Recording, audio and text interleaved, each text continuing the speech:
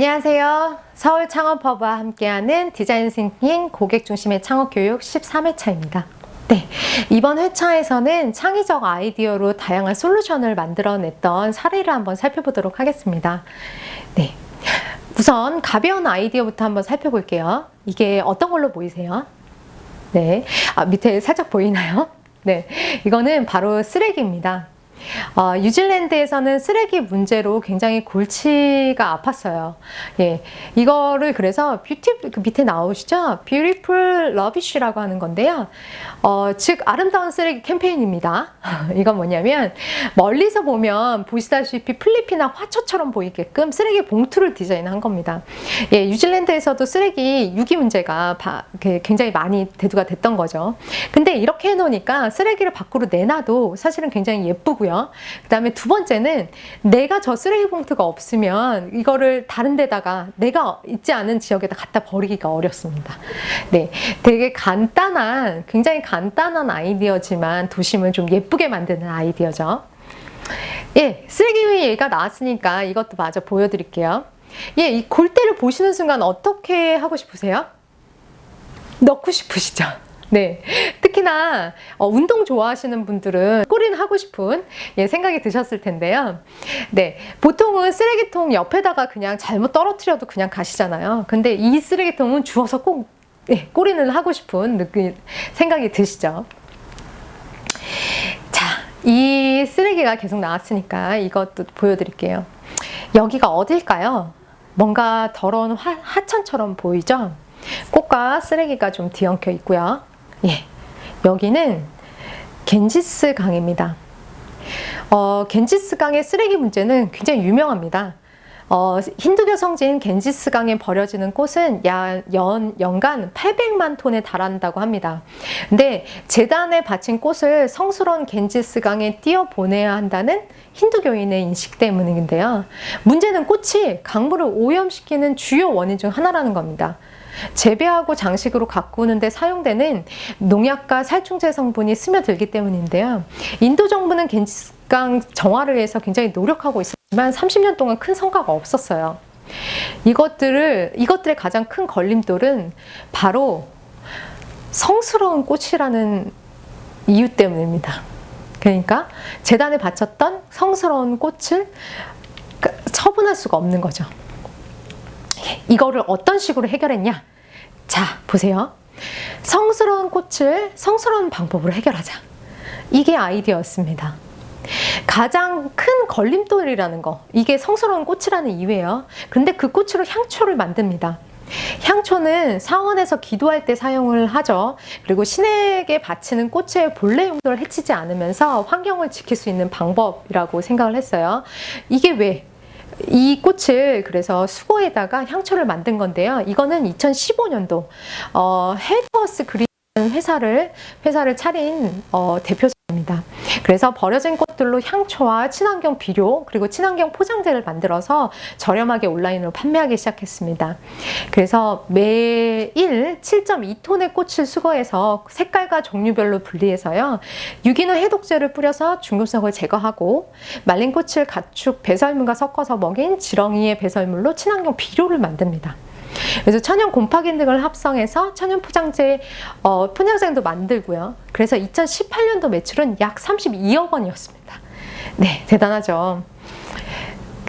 더욱이 이 회사는요, 카스트 체제에서 가장 아래에 있는 불가촉 천민 계급인 달리트 여성 1,200여 명을 고용했습니다. 그래서 이들은 건강보험 혜택이나 깨끗한 물이나 이런 것들을 마실 수 있었죠. 그래서 월급이 숙련 노동자 최저시급보다 높습니다. 예, 사회적 문제까지도 해결을 하고 있죠. 네, 어떠세요? 아이디어가. 네, 성스러운 꽃을 성스럽지 못한 방법으로 버릴 수가 없다 그러면 성스러운 꽃을 성스러운 방법으로 해결하자. 네, 좋죠. 네, 다른 아이디어도 보여드릴게요. 네, 스티브 원더예요. 여러분들이 모두 잘 아시듯이 스티브 원더입니다. 스티브 원더가 할 때 여러분들 왼손에 있는 시계 한번 보시겠어요? 당연히 스티브 원더가 시각장애인이니까 시각장애인 시계겠지? 라고 생각을 하시겠죠. 이거는 우리나라 대표님께서 개발하신 그 제품인데요. 대표님이 미국 MIT 대학원에서 MBA를 공부하고 있으셨대요. 그런데 옆에 시각장애인 친구가 계속 수업 도중에 지금 몇 시냐고 한번 물어보더래요. 그래서 손목을 봤더니 누르면 음성으로 시간을 알려주는 시각장애인용 시계가 있는데 자꾸 자기한테 확인을 하더래요. 그래서 왜 나한테 자꾸 확인해? 그랬더니 이거 눌러서 음성이 들리면 수업에 방해되잖아. 그리고 두 번째는 내가 시각장애인인 걸 모든 사람이 알게 되잖아. 이랬다고 합니다. 그래서 대표님 사진인데요. 그래서 처음에는 시각장애인용 점자형 손목시계를 출시했다고 해요. 그런데 시계에 대한 반응이 좋지 않았다고 합니다. 예. 그래서 이것들을 처음엔 이름도 프로젝트 다치였어요. 그래서 완성된 시계를 들고 이제 여기저기 가봤더니 점자를 아는 사람이 생각보다 많지 않았다는 얘기입니다. 시각장애인 10명 중 8, 9명이 점자를 못 읽는다고 합니다. 그런데 점자형 시계를 만들었어요. 그리고 또 하나, 시각장애인이 시계를 만들었다고 하니까 디자인을 묻더래요. 그 디자인 괜찮아? 색깔 괜찮아? 혹은 그게 시각 디자인 누가 남들이 봤을 때 딱 시각장애인용 시계야? 라고 보여져? 라는 겁니다.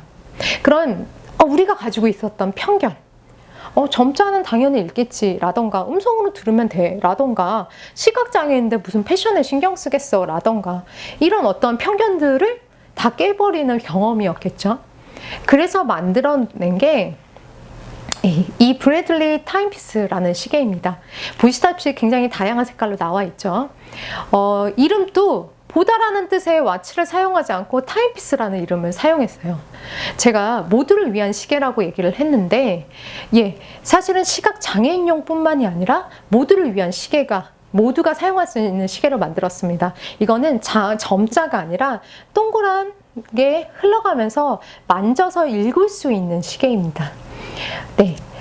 브래들리라는 이름은요, 수영에서 금메달, 은메달을 따냈던 미국 시각장애인 수영선수 브래들리 스나이더의 이름인데요. 이분은 군인이었는데 전쟁에서 폭탄을 맞고 시력을 잃었대요. 그런데 시각장애인이라고 기죽거나 의기소침해져 있지 않는 사람, 그리고 포기하지 않고 도전하는 사람이라고 그렇게 생각을 해서 붙여줬다고 합니다.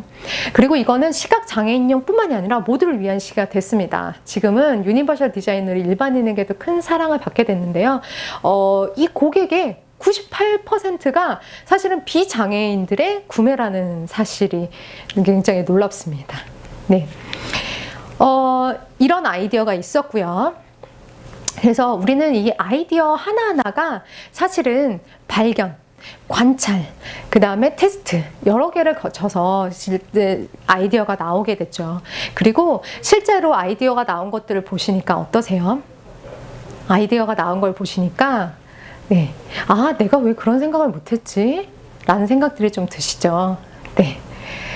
자, 이번 회차는 아이데이션의 마지막 회차인데요. 이런 얘기를 드리고 싶었습니다. 답을 찾아라. 네. 이 포스터는 많이들 아시다시피 인터스텔라의 포스터입니다. 가장 유명한 대사죠. 우리는 해답을 찾을 것이다. 늘 그랬듯이. 네. 제가 말씀드리고 싶었던 아이데이션에서 마지막 회차 때 말씀드리고 싶었던 게 이겁니다. 정답이 아닌 해답을 찾아라. 정답은 하나고요. 해답은 여러 개인 거 아시죠? 그래서 여러분들만의 해답을 찾아내셔야 됩니다. 아이디에이션에 굉장히 많은 다양한 사례를 들었던 건 그분은 그분들만의 해답을 찾으셨던 거기 때문이에요. 그분들의 해답들을 따라가자라는 얘기는 아니었습니다. 시장에는 수많은 불편함과 수많은 욕구가 있습니다. 그리고 그것을 해결하고 충족할 수만 가지의 해답이 이미 있습니다. 네. 마지막, 여러분들만의 창의적 아이디어로 솔루션을 꼭 찾아내기를 바라겠습니다.